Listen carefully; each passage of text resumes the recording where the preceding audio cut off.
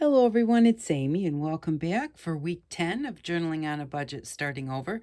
Today we are going to make some washi tape that we can use to stick in our journal or for anything else that we would use washi tape for. But my favorite washi tape, you can make washi tape on masking tape. That works really well, but it's not see-through, but it sticks really well. This sticks really well too. This is called paper tape, and this is found in like the medical section at the Dollar Tree or Walmart or anywhere else that you are. But paper tape is like to tape on bandages or whatever, and it's very kind of see-through. So that's the great thing about it, is that it acts a little more like your natural washi tape, which is also kind of see-through, except that it's not as removable. So this is what it looks like from the Dollar Tree. Like I said, you can get it anywhere, any place that has a pharmacy, and possibly, not necessarily a pharmacy, but a medical section.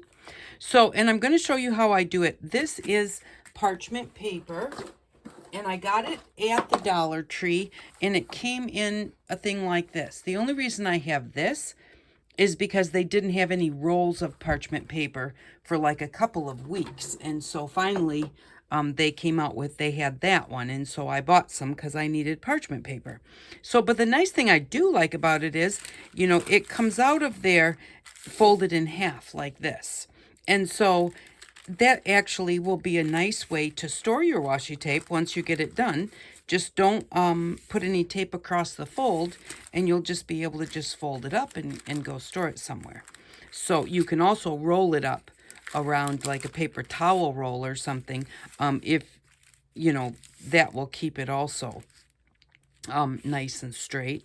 So I'm going to show you how I put it on here. And I mean, that's a really kind of silly thing. Well, of course, you just tape it on. But the one thing that I do is I like to take the very beginning of my tape and fold it down. Because if you do that, it's easier to get a hold of to peel it off. And then if I'm going to take like 5 inches or something, when I get there, I usually fold that over a little bit also, so the next piece, because if you just leave it flat on there, it gets hard sometimes. It's not really that hard to get off. It's on parchment. This just makes it easier. So then I just take a piece that's as long as my parchment paper, and then that's the other nice thing about the paper tape is it rips like washi tape very easily. And so then you can put them right next to each other. I usually leave a little bit of a gap, especially if I know I'm not going to make it all the same. And I know that this, I am going to do a few different colors, because what I did was I just kind of looked in my book to see, like what color I wanted to make. And I've got tea-dyed papers, and then there's pink and purple and orange and blue. So I thought, well, I'm going to do a few different colors so that I have different choices when I'm working on things for my journal, instead of like having them all look tea-dyed or all blue and pink or something like that. So if you just want to make yourself some washi tape that's all kind of the same, you can put them a little closer together so that you're not wasting paint or anything on the gap between them. So the first thing that you want to do is just get a colored background. And you can do that so many different ways. These are some Martha Stewart pearl paints. And you don't need this particular paint or anything. I grabbed these out because they are kind of a little bit translucent. So I'm going to put a little bit of pink and a little bit of orange together. And then just spread it out. And I'll do another one with some pink on it. And just spread it out with your paintbrush. Now, if you want, you can spread one color at a time. You can mix them together. Do it however you think you want to do it. That pink is very overtaking, much darker than the orange. Okay, and now, I should have brought some water. I need a little more orange on here, because it's a little bit thicker than normal. It's getting old. So one thing about paints and glues, you have to be careful about them sitting around for too long.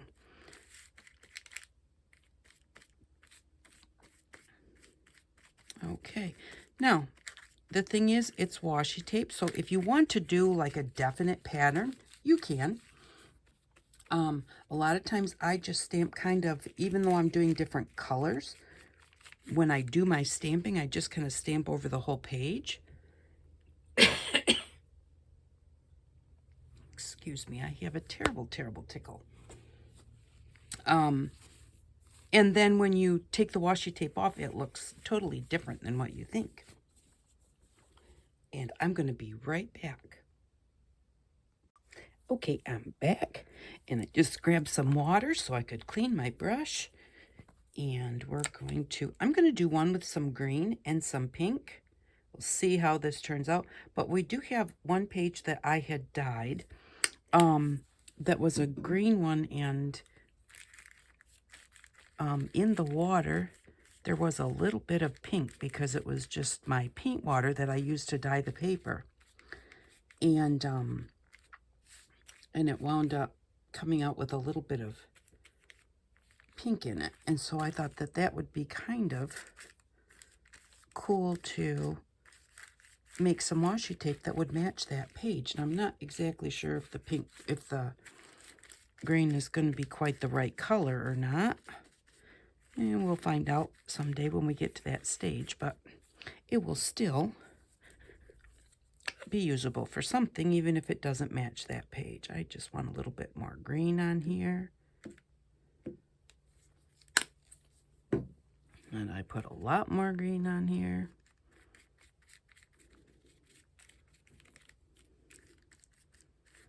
But yeah, you can just get your background color however you want to, or if you want, you can just leave it the color that it is and just have stamping and stenciling on it. You don't have to paint or ink the background. But, you know, usually paint and ink is the way that I do it. Sometimes a lot more, I do a lot more of the ink than paint. And the only reason is because ink dries faster.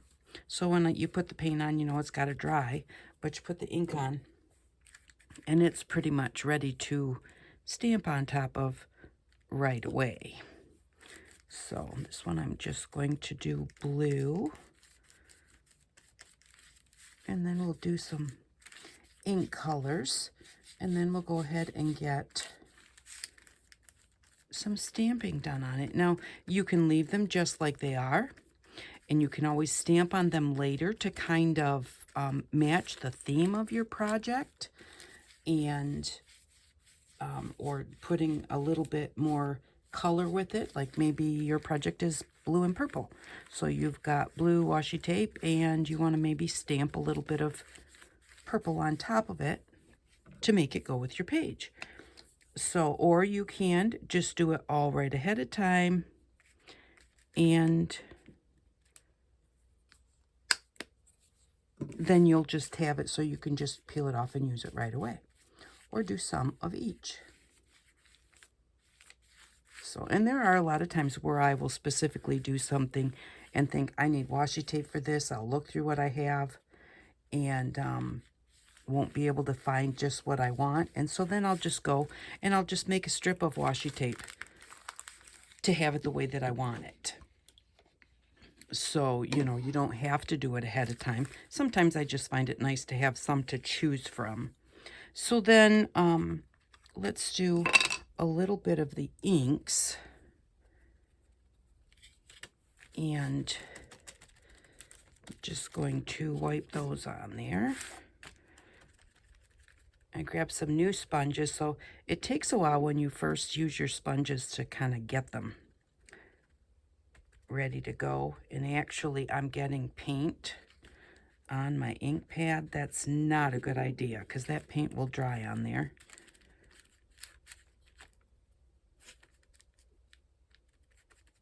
And make your ink pad not work as well. especially if you're trying to use it to put ink on a stamp.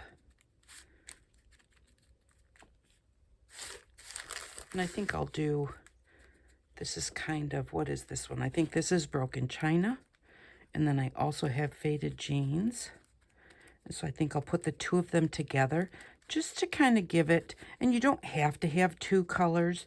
You can just do the one and do it darker in some spots and lighter in others. Or you can do it all one solid color too. I kind of like the dimension of having either two colors or like heavier spots and lighter spots.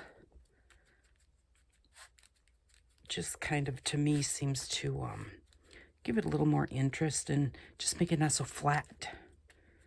And sometimes when you're doing a project and it seems like, you know, it's like, I just can't get it, it doesn't look finished. A lot of times it's because everything is flat color. Edge it or put a little bit of a contrasting color or just a deeper color of the one you're using. And that will be like just the one thing that you need to finish it off, especially like edging. A lot of times I'll look at something and think, it just doesn't look done. And then I edge it and it's like, oh, it's done. And not just because, oh, I edged it. It's because that's what it needed, was that little something to just kind of move your eyes around. So there we've got some blue. And I'm going to do a tea-dyed one. Actually, I think what I'm going to do is come down here to the bottom. And I'm going to go this way. It's a whole lot quicker. I didn't think about how much I put out here to decorate and how long it was going to take me while you're just sitting there watching. So we'll kind of try and finish up a little quicker.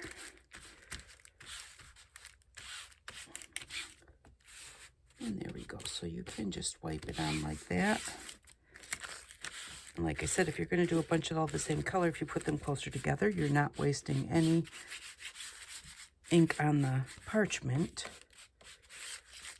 between them. Okay, and I'm going to put a little bit of, oh, I didn't bring the walnut stain. So I think I'm going to put a little orange with that, and that I'm going to use a sponge for. Just kind of maybe just to give it a little extra color, a little different bit of color. And one more sponge. Just kind of want to smooth it out a little bit. Or blend them together, I guess.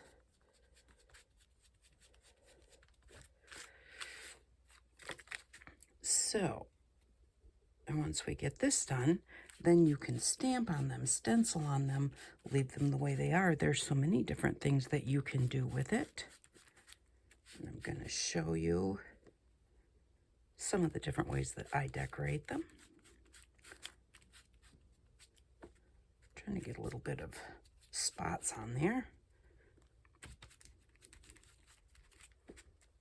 Okay. So I think that, just blend this out a little bit. I think we're going to call this good. And get to our stamping and stenciling. Just a little bit more definition down here. There, good enough. And the thing is, once you rip it up and you tape it on things and all of that, you find that it really looks good. Even sometimes you'll look at it, you know, sitting on your desk and think, I don't know. It will turn out. So then the next thing is either do some stamping or some stenciling. And background stamps or stencils make a really good thing to stencil onto. your project because, well, it's not that you don't need a focal point. You can have a focal point, but I tend to not really put much of a focal point on my own homemade washi tape. So I'm just going to kind of choose some areas, and I'm just using, this is brown stays on mixed with tea dye, because that's what I had on this sponge. And then it just depends on, because we've got quite a length of tape here, we can either go through and do that along the whole stretch of our tape, or we can maybe go like halfway and then do something else, so that we've got kind of like two different washi tapes on the same piece of paper. And that will give us, you know, like different things to choose from in that color set, or whatever you want to call it. So maybe I think I'm going to do just a little bit more. I do like the way that that looks, but I'm thinking I might want something also a little bit different, possibly when I'm working in my book. So I'll just do this much and then do a little stamping. And probably whenever I do brown, a lot of times then I also use like my brown stays on. And instead of the black, for some reason, the black and the brown, to me, I don't necessarily like them together. I'm going to just kind of go right straight up here. So I actually have a line of two separate bits of washi tape. There we go. And so there. Now we have that. And then I'll use the same brown stays on, and that is Timber Brown. And I have, what do I want to use? Maybe, yeah, maybe this. This is just a homemade stamp that I made. And, okay, make sure it was getting on there. So this is a double-sided circle that was sticky on both sides. So I stuck cardboard to one side, and then I just cut a bunch of little bits of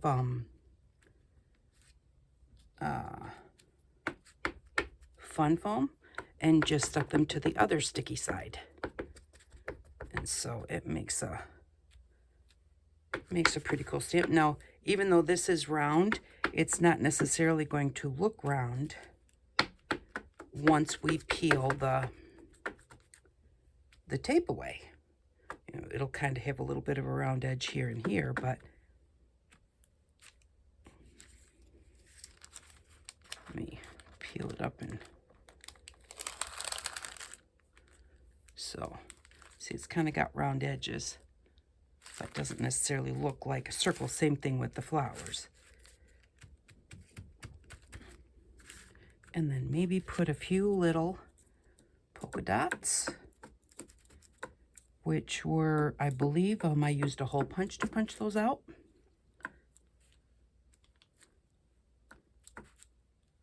And then I just glued them to, I think I was actually punching holes in some fun foam for some reason. And these were like all over my table, and I thought, oh, hey, I'll stick them on a piece of cardboard and make my own stamp with them. Okay, so now our brown is all covered. So, you know, you can use stamps, and the other thing that I really like to use is stencils. So we've got stamps and we've got stencils, and I'm going to use this stencil. And I'm going to do it. Our paint's not real dry. I'm trying to think if I want this to be a color. I think I'm going to color this up with maybe some pink and orange distress ink, just the way that I did this one here and these here. And I'm going to do that. I'm going to let that dry, and then I'll be back and we'll do some more. We'll do some stenciling up on the painted part. So I'll be back in just a minute. Okay, I am back, and I went ahead and I colored this one with spiced marmalade and Victorian velvet. And then I colored this one, and I did this one a little smoother without any kind of marks in it, just because, so I'd have something different, and that is peeled paint, which is a nice green. I like that color green. So we're pretty dry here, and I want to go ahead and put this swirl stencil. I could not tell you who the maker or anything is of this. I store my stencils in file folders, and then I have a box that they go into. I have shorter ones in the front, taller ones in the back, and I go ahead and stencil the front of the file folder so that I know where to put it back, and also so I know what it looks like when it's stenciled. And so if I know what they are when I have them, I usually try and write it on there, but a lot of them I got at garage sales and that type of thing, and it's just a stencil. So that is how I store my stencils, because this way you can slide them in and they don't get stuck. When you put stencils next to each other, especially ones like this, they have all of these little bits and everything on it. What happens is they wind up getting stuck on each other, and then they get bent. You know, they pull each other apart. You can't get them apart. You know, you can, but you got to work at it. So that is how I store my stencils, if you want a way to store your stencils. So what I'm going to do is I have a jet black stays on, and I'm just going to do, I think I'm going to do the top three painted colors. I'm going to do those with these swirls on them. And, oh, I should have brought out black paint, because the stays on is not really wanting to get through the stencil. Whenever you're stenciling, you press down and lift up. Don't rub. You'll see people go round and round and round. If you go round and round and round, what happens is it gets underneath the edges of your stencil. And so it gives you not as crisp of a line. So if you just go straight down and straight up, and your whatever you're stenciling with is not too liquidy, you will get a crisper line. Now, if you're doing mixed media, a lot of times you don't necessarily want a really crisp line. Then you can go around and around with a brush or whatever. And if what you're using is quite dry, it doesn't hurt as much to go around. Oops, I smudged it on the edge, and I'm just trying to think. I really do like that. So I think we will do all three of these with this swirls on there. This is one of my absolute favorites, and like I said, I can't tell you what it is, but you know, if you find a swirl stencil cheap somewhere, you know, that's very nice. If you have something like a scan and cut, you can scan. You can go onto your computer and just make some swirls and then scan it into your scan and cut and make your own stencils. I use it for, sometimes I'll draw my own stencils and then use the scan and cut to cut it. And then I'll be able to recreate it at another date if I need another one. Or share them, you know, like with my friends, I can go ahead and give them a stencil just like I have, because I can just cut two.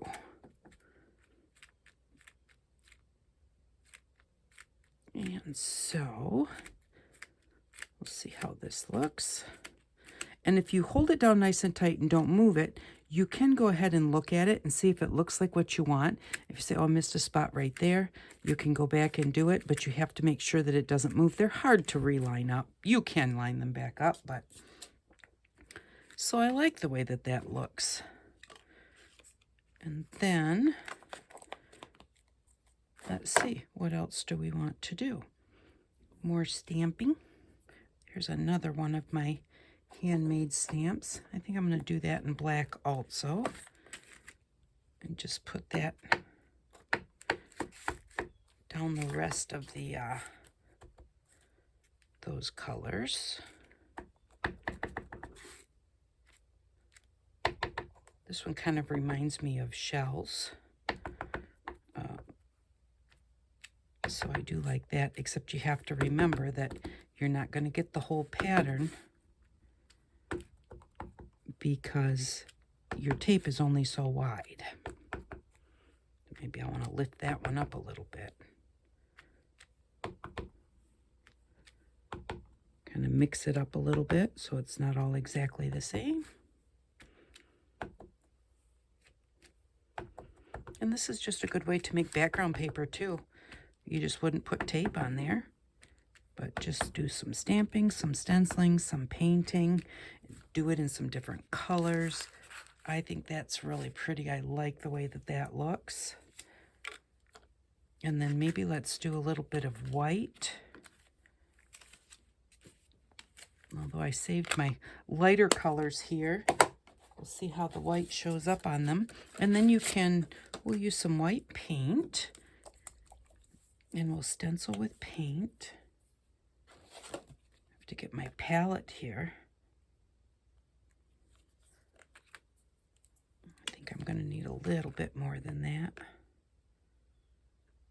So kind of put it off to the side so that you can get some paint on your sponge and then work it in. Do that a couple of times before you start. And make sure that when you're using paint, you want to tap it off like that, or otherwise you're going to have a lot of seepage underneath your stencil. And again, straight up and down. Pick up a little bit more paint.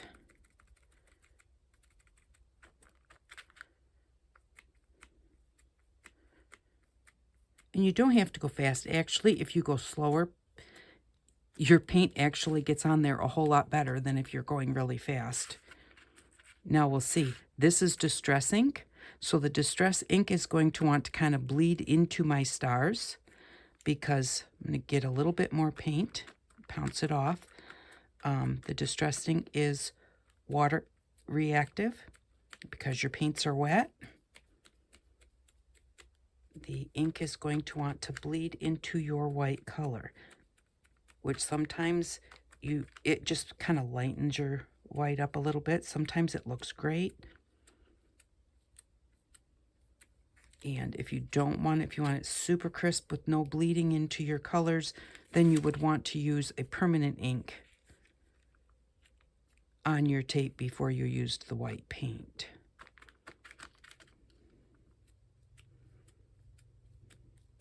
But I kind of like the way that it bleeds in and kind of darkens the edges a little bit. Kind of show you. I don't know if you can see it or not, but a little bit around the edges, it's kind of got almost like a blue border now. So then what else do we want to do? I brought out some of the mica colors that we had made, the mica glue, and I wanted to put a little bit of that kind of down here. And use a clean sponge. I already stirred this because you always want to stir anything, especially if you've made it yourself. You kind of want to stir it up before you use it. And I'm just going to tap this on here just to kind of give it a little bit of sparkle.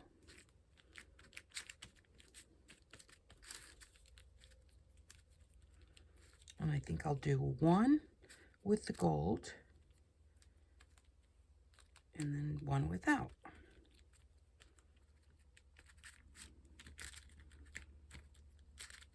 And I don't want it to be solid.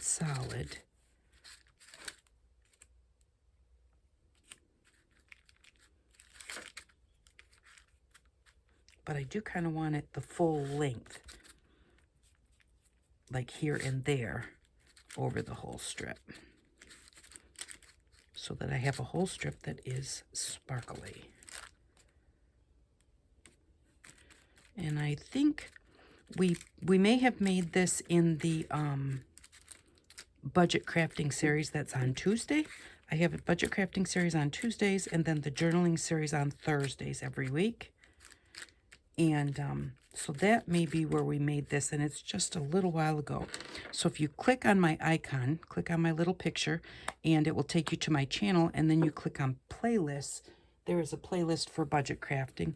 There's also a playlist for Build Your Stash and Craft, which was a series we did for 4 years, starting right from scratch and building up a stash of crafty items.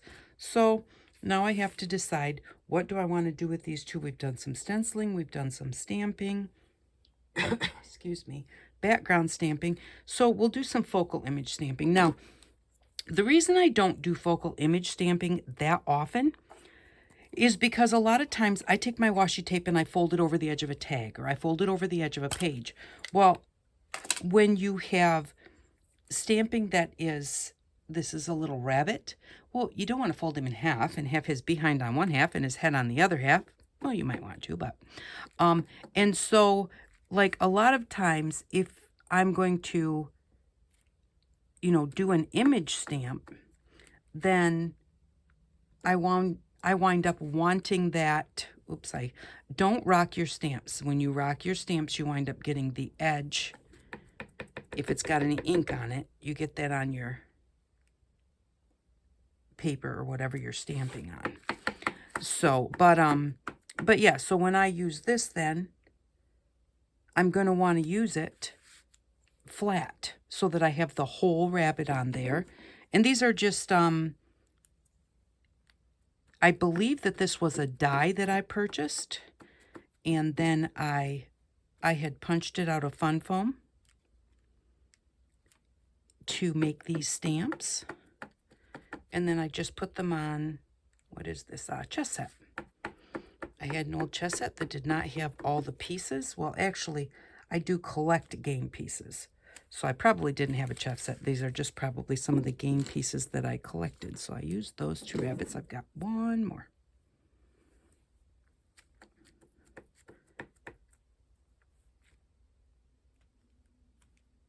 And so this makes a nice little, what they call peg stamps.